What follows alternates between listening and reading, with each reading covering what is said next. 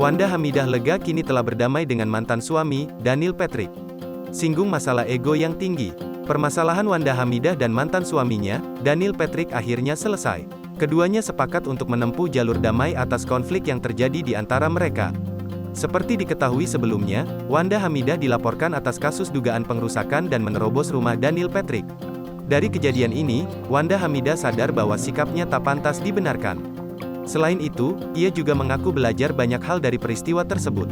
Peristiwa ini sangat menyedihkan, tapi mungkin sangat baik untuk saya. Karena saya belajar banyak tentang diri saya sendiri, katanya, dilansir Tribun Style dari YouTube Trans TV Official pada Senin, tanggal 27 Juni tahun 2022. Sejak bercerai dari Daniel Patrick pada 2019 lalu, Wanda mengaku selama ini mengurus anak-anaknya sendiri. Ia terbiasa mengambil keputusan dan mengurus anak-anaknya tanpa bantuan siapapun. Hal itulah yang memicu egonya tinggi perihal anak. Karena saya menjadi single mother untuk waktu yang lama, jadi kepemilikan anak itu semuanya milik saya. Saya terbiasa mengambil keputusan sendiri, mengurus semuanya sendiri.